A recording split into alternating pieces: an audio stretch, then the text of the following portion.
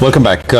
Let's just focus on the impact that the demonetization will have on one sector, which is being talked about quite a bit. Real estate is that sector. Abhishek Lodha is Managing Director of LODHA Developers, and it's a pleasure for me to welcome him on the show. Abhishek, good morning. Great to have you here. Thanks very much. Prashant this side. What are you seeing as a fallout over the last 14-15 days since demonetization has been announced, Abhishek?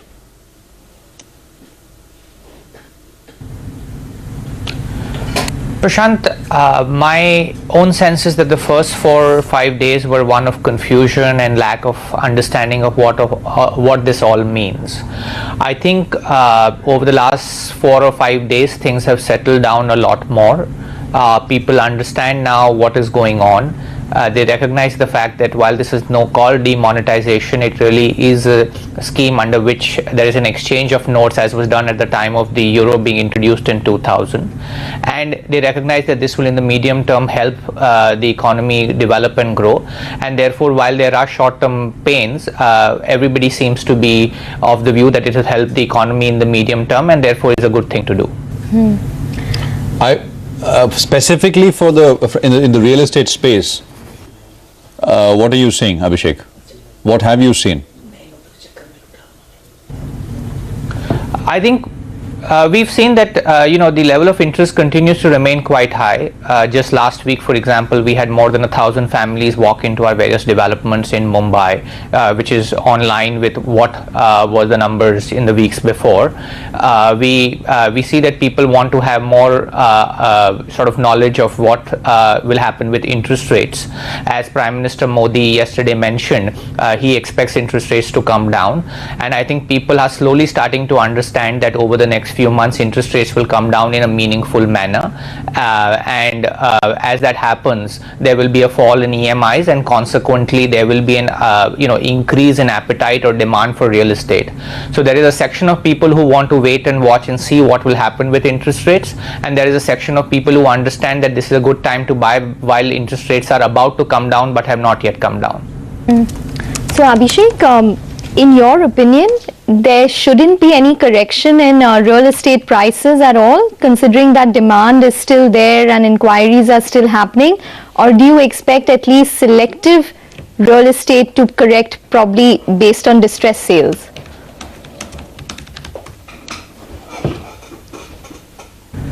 I think, CNBC, you guys understand the economics of this whole demonetization exercise better than me. But from what I can understand, really pricing is determined by supply and demand. And except for pockets which have very high involvement of cash, there are certain pockets, for example, in North India, where there is a very high involvement of cash, which is not the case in Mumbai or Bangalore.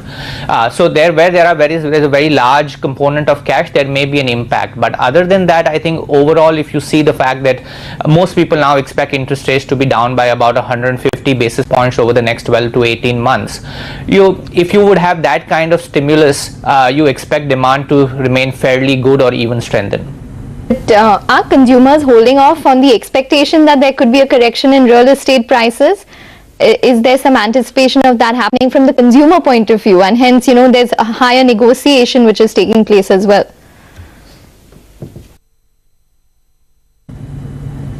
I think having heard everything in the media, and we are watching your channel, watching other channels, watching other experts, people definitely have this question on their mind: will real estate prices come down? So that is definitely a part of the conversation.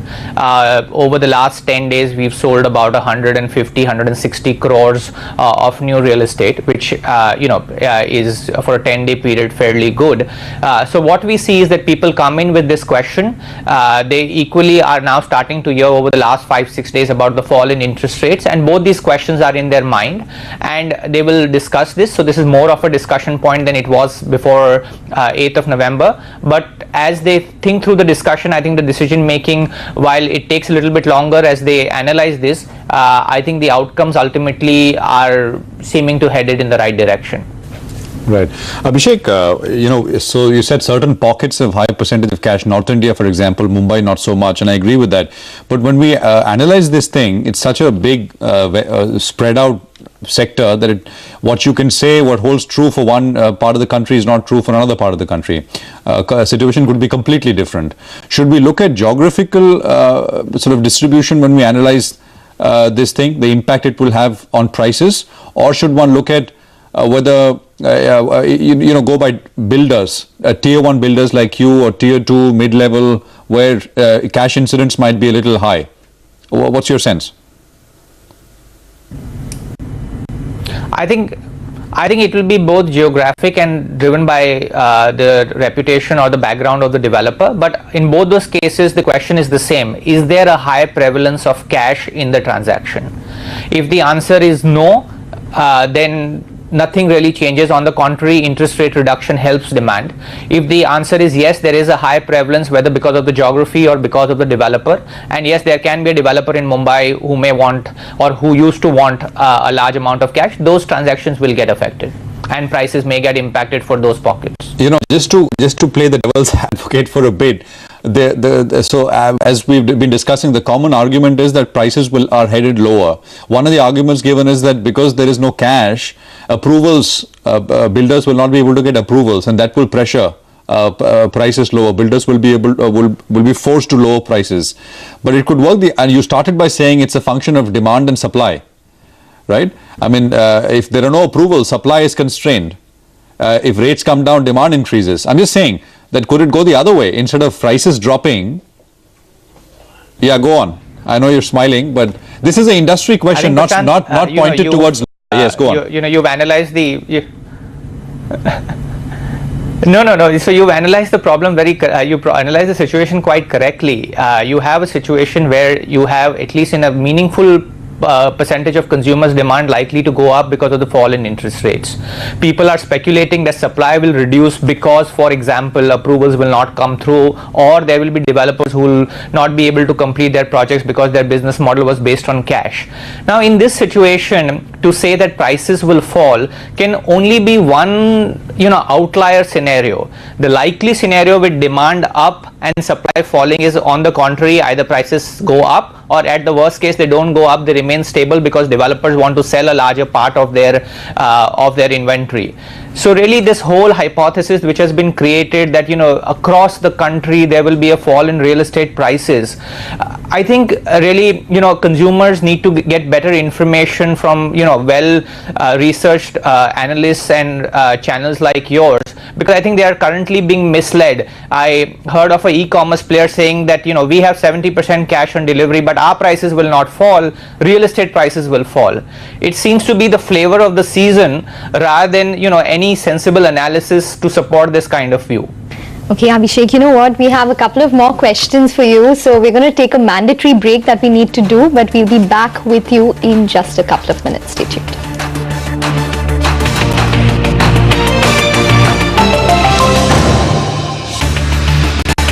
Welcome back. Still in conversation with Abhishek Lodha of LODHA Developers. Abhishek, just had a quick question on the affordable housing market. We understand that that's going to probably see a good amount of a surge simply because 100% of transactions are in check. It's a lower ticket price, and hence even the cash component, if any, would be negligible.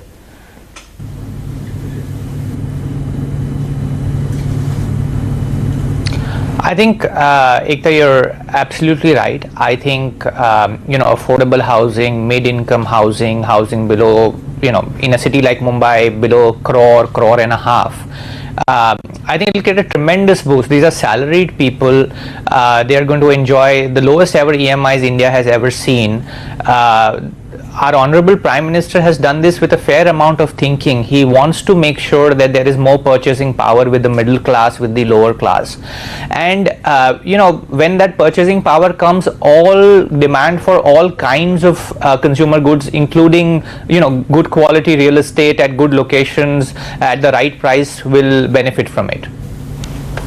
Okay, just one last question and then we have to let you go, Abhishek. Actually, two, very briefly. One, in your assessment, as real estate funding in India stands right now, what percentage of money is institutional funding, institutionally funded? And two, there are lots of these, rumors and messages going around, essentially saying that we are going to see another round of another move from the government, specifically with regards to real estate this time, Benami properties, etc. What are you picking up, and what are your thoughts on what's being sort of pushed around as something which is very imminent? Go on, Abhishek.